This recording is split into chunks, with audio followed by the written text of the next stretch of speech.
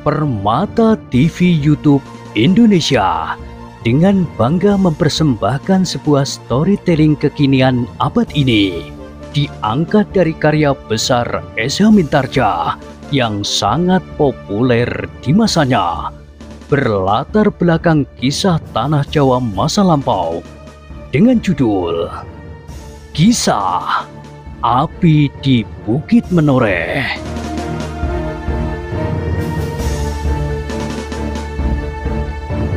Pada kesempatan yang sangat baik ini, kita masuk pada episode yang ke-597.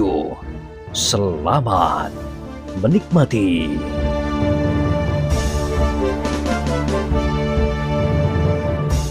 Di akhir kisah sebelumnya disebutkan, dalam kebimbangan itu, Kiai Gringsing melihat orang-orang yang mengepungnya menjadi semakin dekat. Bahkan beberapa buah senjata telah mulai teracung. Sekilas ia melihat Kiwas Kita berdiri dengan garangnya. Namun hati Kiai Gringsing bagaikan meledak ketika ia melihat Kiwas Kita tiba-tiba saja telah melepaskan ikat kepalanya dan membebatkannya pada tangan kirinya. Kiai Gringsing pernah mendengar apa yang dapat dilakukan oleh Kiwas Kita dengan cara yang demikian.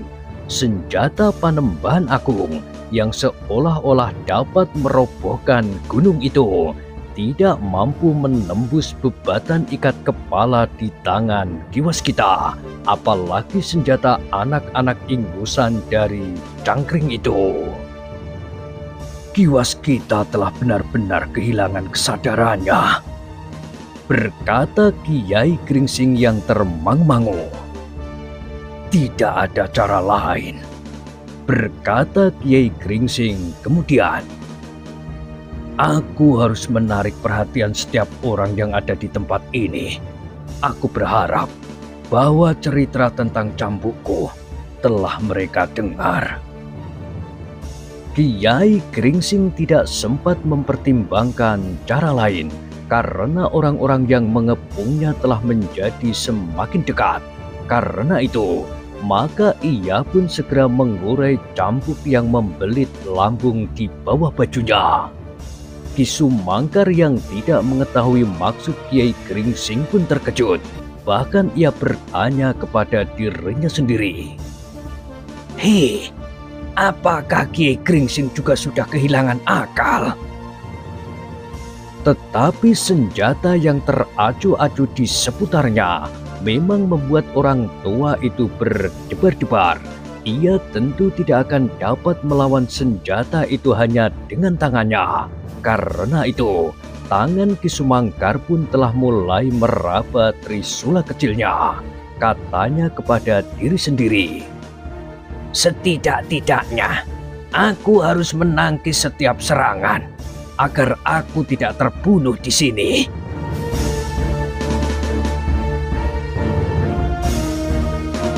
Namun sekejap kemudian, selagi orang-orang cangkring yang bersenjata itu mempersempit kepungannya atas Kiwas Kita, Kiai Gringsing dan Ki Sumangkar dalam lingkaran yang terpisah-pisah, maka setiap hati telah terguncang ketika di luar regol halaman Banjar itu telah meledak dengan dahsyatnya suara cambuk Kiai Gringsing. Tidak hanya sekali, tetapi berkali-kali.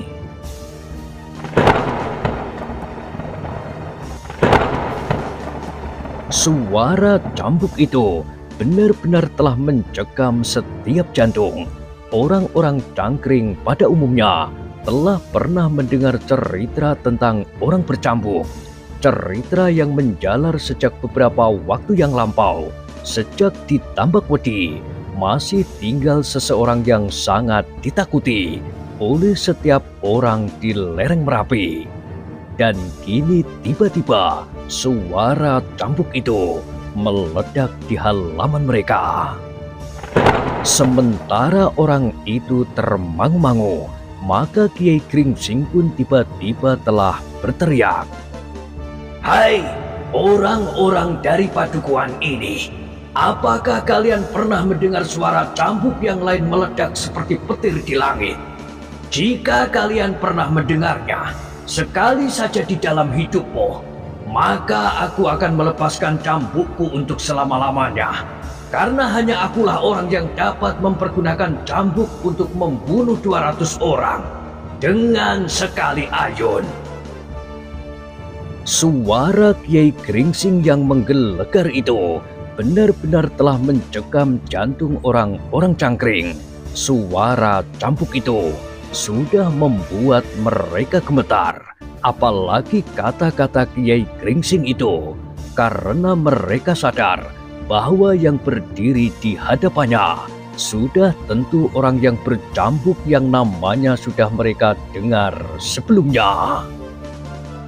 Agaknya suara cambuk Kiai Gringsing benar-benar berhasil merampas suasana. Setiap orang telah mematung di tempatnya.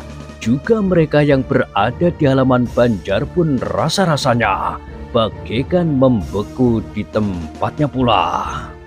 Ternyata bukan saja mereka yang sedang beramai-ramai memeras keterangan Rudito lah yang terkejut dan membeku. Rudito pun menjadi terkejut pula karenanya ketika tidak terasa lagi pukulan yang menghunjam di tubuhnya.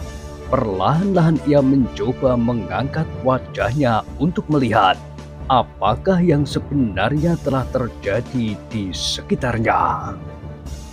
Sejenak ia termangu-mangu. Yang dilihatnya adalah wajah-wajah anak yang masih terlampau muda yang tegang membeku. Kiai Gringsing melihat perubahan suasana yang tiba-tiba itu. Ki Sumangkar pun kemudian menarik nafas dalam-dalam. Ia dapat menangkap maksud Kiai Gringsing dengan sikapnya, karena biasanya Kiai Gringsing tidak pernah menyombongkan dirinya. Tetapi agaknya saat itu Kiai Gringsing telah memaksa dirinya untuk bersombong. Ia berusaha menakut-nakuti orang-orang cangkring, sehingga dengan demikian tindakan kekerasan berikutnya akan dapat dicegahnya. Ki Sumangkar pun kemudian melihat perlahan-lahan beberapa orang bergeser surut. Mereka dengan cemas memandang cambuk Kiai Gringsing yang masih terayun-ayun di tangannya. Namun dalam pada itu, selagi setiap orang mulai menyadari dengan siapa mereka berhadapan, Rudito tersentak dari kediamannya.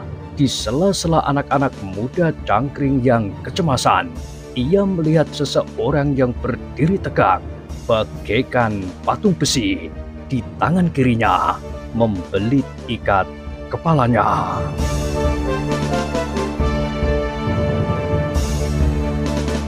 Jantung Rudito rasa-rasanya telah berhenti berdegup. Orang itu adalah ayahnya, dan ia tahu benar sikap apakah yang telah dilakukan oleh ayahnya itu. Karena itu, maka dengan serta-merta ia berlari mendapatkan ayahnya. Ia langsung memeluknya sambil berkata, "Ayah, apakah yang akan ayah lakukan terhadap anak-anak ini?" Ki Waskita menarik nafas dalam-dalam. Dibelainya kepala anaknya sambil berdesis, "Apakah aku tidak terlambat, Rudito?" "Tidak, tentu tidak. Kenapa?" Ayahnya menjadi heran. Didorongnya Rudito perlahan-lahan. Kemudian dengan tangannya Ki Waskita mengangkat wajah anaknya itu. Meskipun dengan ragu-ragu, ia pun berusaha dapat melihat bagaimana bentuk wajah anaknya itu. Tetapi yang dilihatnya adalah mengejutkan sekali. Bahkan juga Kiai Gringsing dan Ki Sumangkar yang sudah mendekati anak muda itu tanpa menghiraukan lagi orang-orang cangkring yang masih membeku. "Kau tidak apa-apa, Rudito?" bertanya ayahnya dengan heran. Ia memang melihat noda-noda biru di wajah anak muda itu, tetapi wajah itu tetap tidak berubah. Tidak ada bagian yang membekat, apalagi berdarah. Rudito tersenyum. Katanya, "Aku tidak apa-apa, Ayah. Tetapi, bukankah kau telah ditangkap dan diperlakukan tidak adil, seperti seorang penjahat yang tertangkap saat melakukan kejahatan? Dan bukankah kau tidak melakukan kejahatan apapun juga?" "Aku tidak berbuat apa-apa, Ayah. Tetapi, kenapa kau diperlakukan seperti itu? Berpuluh-puluh anak-anak muda telah mengeroyokmu tanpa belas kasihan." "Tetapi bukankah aku tidak apa-apa, Ayah?" Kiwaskita menarik nafas dalam-dalam, dan sebelum ia berkata sesuatu, Rudito telah mendahuluinya. "Ternyata Ayah telah kehilangan kesabaran."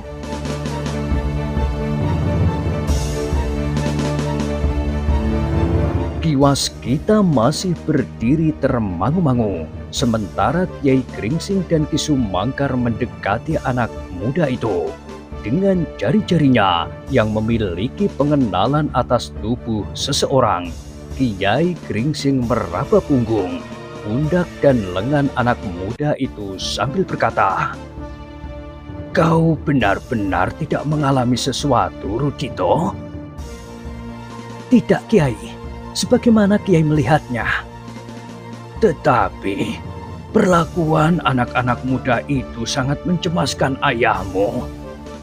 Rudito tersenyum. Dipandanginya wajah Ki Reno yang tegang. "Kiai," berkata Rudito kemudian, "aku tahu jika Ayah sudah bersikap demikian, maka Ayah benar-benar telah kehilangan kesabaran. Dan apakah kira-kira yang akan terjadi jika Ayah yang kehilangan kesabaran itu mengamuk di tengah-tengah anak-anak muda yang tidak tahu apa-apa ini?" "Tetapi mereka telah memperlakukan kau dengan tidak adil, Rudito," berkata Kiai Gringsing. "Dan itulah yang telah mempengaruhi perasaan dan pertimbangan nalar ayahmu."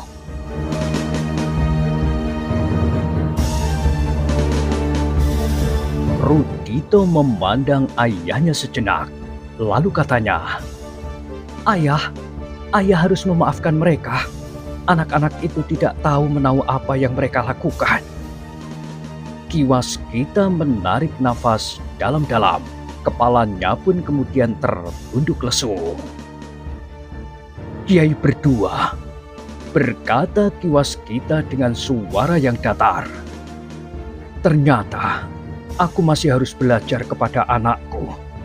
Baru sekarang aku menyadari apa yang telah terjadi sebenarnya. Rudito telah mengutip sebagian dari isi rontalku, dan yang sebagian itu kini telah nampak hasilnya. Ia masih tetap utuh dan sehat dalam keadaan yang demikian, meskipun ada juga bekas-bekasnya pada tubuhnya, tetapi tidak berakibat sangat buruk." Kiai Gringsing dan Ki Sumangkar mengangguk-angguk. "Itulah sebabnya, Ayah, aku hanya mempelajari sebagian saja dari ilmu yang tertulis di dalam rontal Ayah. Aku hanya mempelajari bagian-bagian yang dapat melindungi diriku tanpa menciderai orang lain. Jika aku mempelajari ilmu itu seluruhnya dan aku menjadi seperti Ayah, atau setidak-tidaknya memiliki sebagian kecil dari ilmu Ayah, mungkin aku akan berbuat lain dalam keadaan seperti ini. Mungkin aku tidak dapat melihat bahwa anak-anak muda di padukuhan ini sama sekali tidak mengerti apa yang mereka lakukan. Mungkin aku akan menjadi panas dan melawan mereka seperti yang hampir saja Ayah lakukan." Kiwaskita mengangguk-anggukkan kepalanya.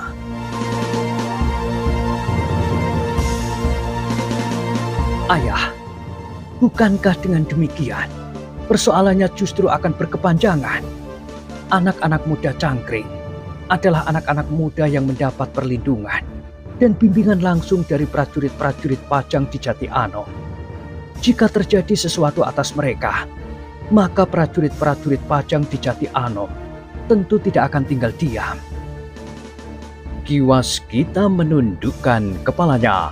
Rasa-rasanya ia sedang dihadapkan pada noda di wajahnya.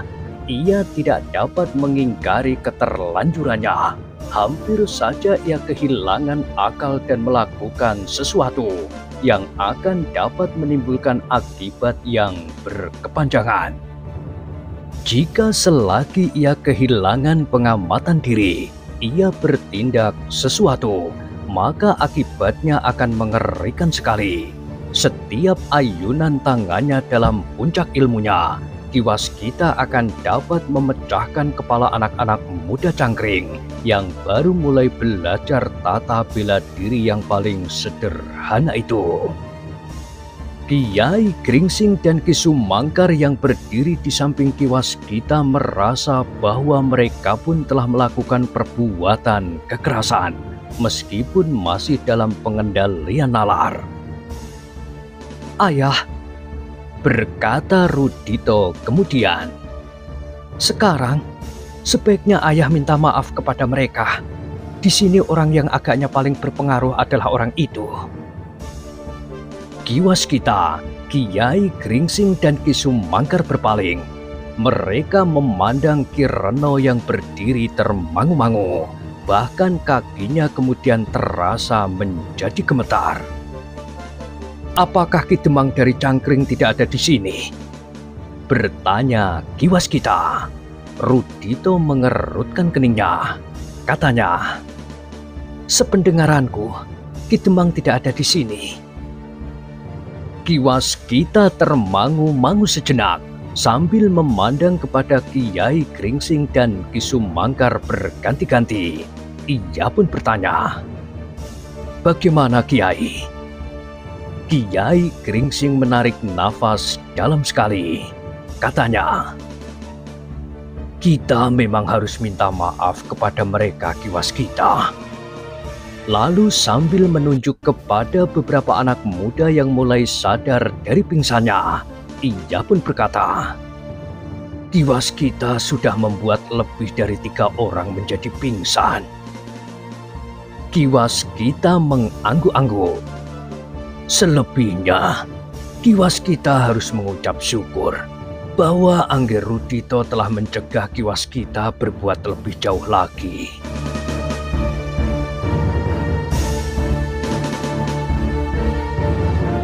Ki Waskita memandang anaknya dengan tatapan mata yang sayu. "Kiai Gringsing benar. Ternyata kau memiliki kesabaran yang jauh lebih besar daripada aku. Meskipun umurmu masih muda, ternyata kau telah berhasil menguasai perasaan dengan sikap damai itu." "Aku memang sedang mencoba, Ayah. Apakah aku dapat mengatasi nafsu di dalam diriku?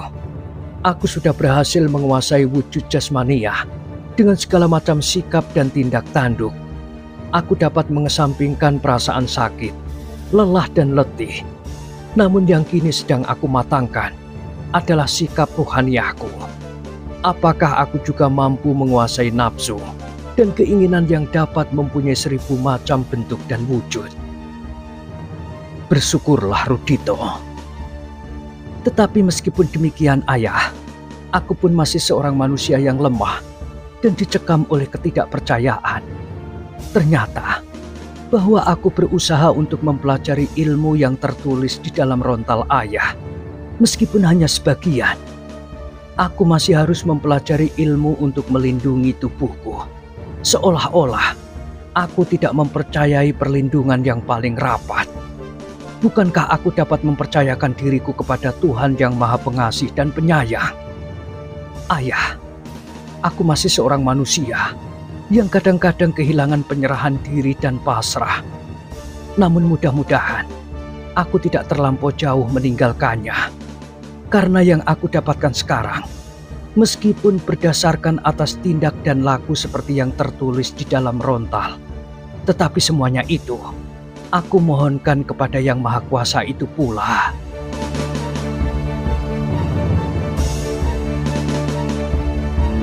Kata-kata Rudito itu benar-benar telah menyentuh hati ayahnya. bahkan juga Kiai Gringsing dan Ki Sumangkar. Seolah-olah Rudito memberitahukan kepada mereka alangkah lemahnya hati ketiga orang tua itu. Jika mereka yakin dan percaya mutlak kepada penciptanya, maka mereka tentu tidak akan pernah mempelajari ilmu kanuragan jenis yang manapun juga. Karena bagi mereka yang yakin dan percaya, maka perlindungan yang paling utama adalah perlindungan yang maha kuasa itu jualah, bukan perlindungan yang dibuat oleh seseorang dengan kekuatannya sendiri. Namun kelemahan seseorang yang didorong oleh naluri untuk mempertahankan hidup dan jenisnya lah, maka manusia kadang-kadang mencari jalan untuk memiliki perisai yang dapat menyelamatkan dirinya dengan cara badaniah. Tetapi selama dengan kekuatan yang didapatkannya itu, ia masih tetap berusaha berjalan di jalan lurus, maka ia masih akan dapat mencapai jalan menuju kepadanya. Tetapi kadang-kadang manusia telah didorong oleh nafsu badani, sehingga mereka melupakan sumber hakiki dari keseluruhan wujud dan bentuk, bahkan yang kasat mata, yang tidak kasat mata, dan yang tanpa bentuk. Kecenderungan untuk mendapatkan kekuatan atas usaha sendiri dan melupakan sumber dari semuanya yang ada itulah kadang-kadang telah menuntun seseorang sampai ke daerah-daerah hitam yang kelam. Mereka menyangka bahwa di daerah yang hitam itu mereka akan menemukan yang dicarinya. Tetapi agaknya mereka telah tersesat pada wujud-wujud wadak yang justru menyeret mereka semakin jauh dari titik akhir yang abadi dalam kedamaian yang bening. Tetapi ketiga orang-orang tua itu tidak sempat untuk merenunginya terlampau lama. Rudito yang berpakaian compang-camping itu mendorong ayahnya sekali lagi. "Ayah, mintalah maaf kepada Ki Reno, orang yang paling berpengaruh yang ada di Banjar ini. Kemudian ayah akan dapat pergi kepada Ki Demang dan Ki Jogoboyo yang sekarang belum juga hadir di sini. Mudah-mudahan tidak akan ada salah paham lagi yang terjadi antara ayah dan Ki Reno, apalagi dengan Ki Demang dan Ki Jogoboyo nanti." Ki Waskita masih termangu-mangu di tempatnya setiap kali ia memandang Kiai Gringsing dan Ki Sumangkar berganti-ganti.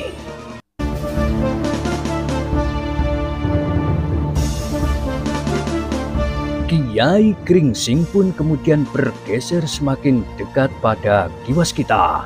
Sekilas dilihatnya keadaan Rudito, bahkan karena noda-noda yang kemerah-merahan di tubuhnya, karena ternyata tubuhnya masih tetap segar, tetapi karena pakaiannya yang menjadi compang-camping oleh perlakuan yang kasar dari orang-orang cangkring itu. Dalam pada itu, orang-orang cangkring berdiri mematung di tempatnya. Mereka sama sekali tidak mengerti apakah yang sebenarnya sedang mereka hadapi. Apalagi ketika mereka melihat keadaan Rudito. Ketika mereka beramai-ramai memukulinya, mereka belum melihat akibat dari perbuatan mereka. Tetapi kemudian ternyata bahwa anak muda yang satu ini lain sekali dengan yang memang pernah terjadi.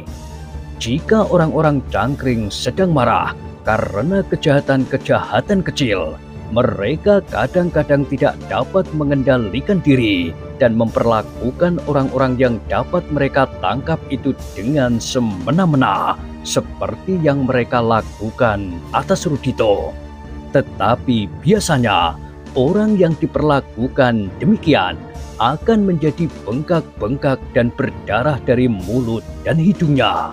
Mereka akan menjadi pingsan dan kadang-kadang sampai berhari-hari, bahkan berpekan-pekan harus berbaring di pembaringan. Tetapi Rudito itu nampaknya masih tetap segar, seolah-olah tidak pernah terjadi sesuatu atasnya, selain pakaiannya yang kemudian menjadi compang-camping. Apakah anak itu anak iblis? Orang-orang cangkring itu mulai bertanya-tanya. Satu dua orang di antara mereka mulai menghubung-hubungkan Rudito dengan orang bercambuk itu.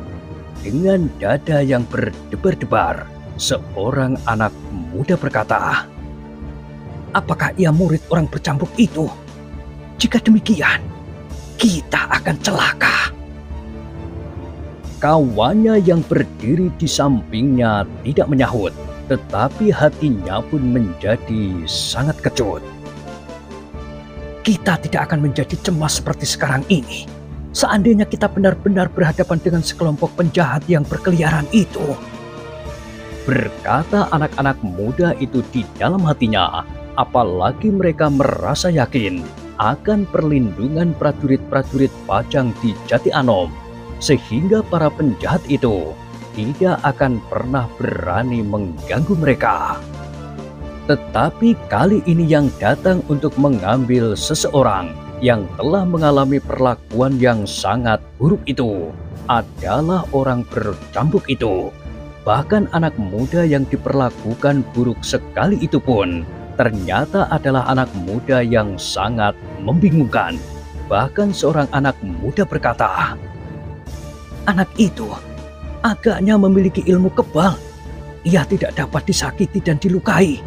Lihat, ia sama sekali tidak apa-apa." "Iya," desis yang lain, "kita tidak menyadari apa yang terjadi. Selama ini kita sibuk memukulinya. Baru sekarang kita sadar bahwa jika anak itu marah, akan terjadi malapetaka yang tiada taranya bagi cangkring."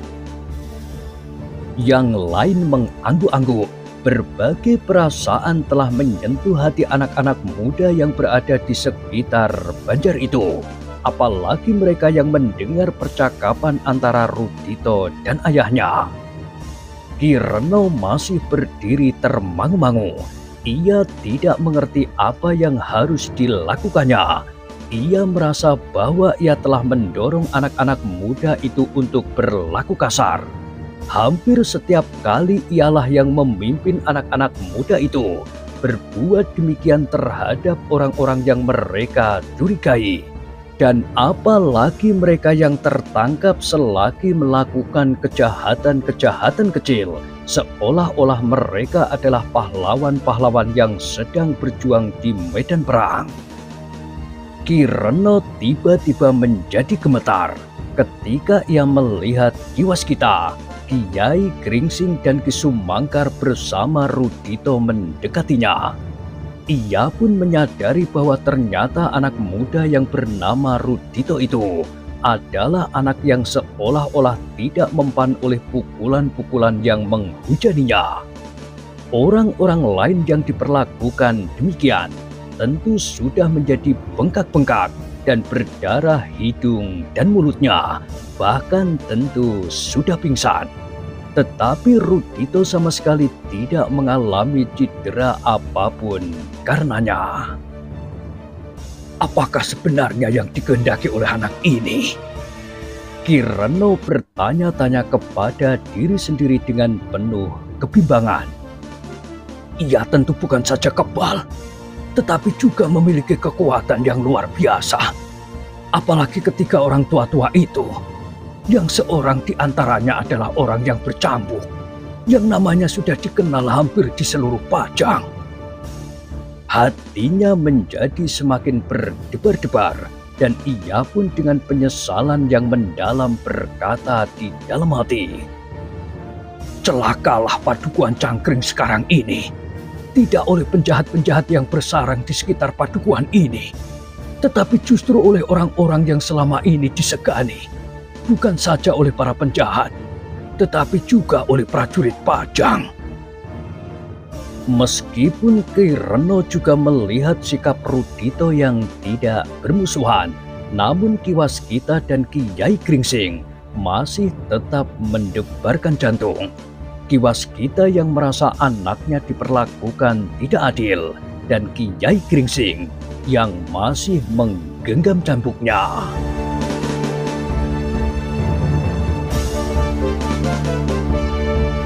Setiap langkah Kiwas kita, Kiai Gringsing dan Ki Sumangkar terasa bagaikan hentakan di dalam dada.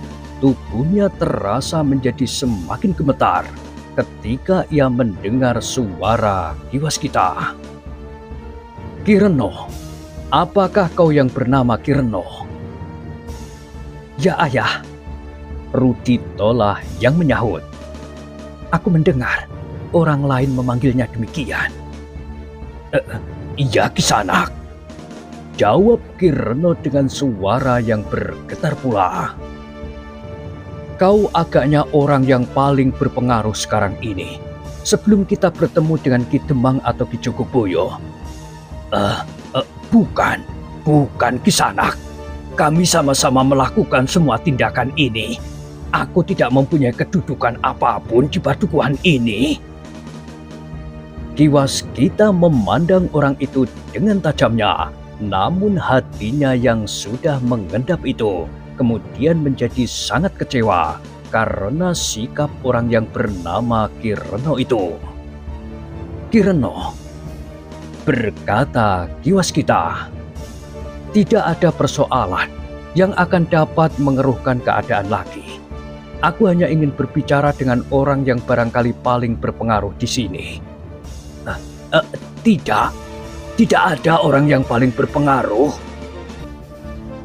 "Tetapi, bukankah Ki Reno mempunyai pengaruh atas anak-anak muda itu?" berkata Rudito. "Bukankah Ki Reno dapat memerintahkan mereka untuk berbuat sesuatu? Maksudku, bukan karena aku ingin menuntut pertanggungan jawab. Tetapi tentu saja, ayah tidak akan dapat berbicara dengan semua orang ini sekaligus. Tetapi sebaiknya, ada seorang atau dua orang yang mewakili mereka." Tetapi jangan aku. Aku tidak berbuat apa-apa." "Ki Reno," tiba-tiba seorang anak muda mendesak maju. "Bukankah Ki Reno dapat mengambil tanggung jawab itu? Ki Reno lah yang mendorong kami untuk melakukan perbuatan ini." Tidak, bukan aku. Aku tidak apa-apa." "Bukan hanya sekali dua kali," berkata anak muda itu. "Setiap kali Ki Reno telah memerintahkan kepada kami untuk melakukan hal yang serupa." Tidak, aku tidak berhak memerintah kalian." "Tetapi itu telah kau lakukan," potong anak muda yang lain. Ki Reno masih akan menjawab, tetapi Rudito menengahi. "Baiklah, jika di antara kalian tidak ada yang berani bertanggung jawab atas peristiwa yang baru saja terjadi, aku memang tidak akan menuntut apapun juga. Ayahku pun tidak. Kiai Gringsing dan Ki Sumangkar juga tidak. Ayah hanya akan mengucapkan sepatah dua patah kata penyesalan, tidak lebih." Anak-anak muda cangkring itu menjadi heran kenapa justru penyesalan. Namun sebagian dari mereka mengira bahwa Kiwas kita itu akan menyesali perbuatan anak-anak muda cangkring yang lancang dan tidak berperhitungan itu.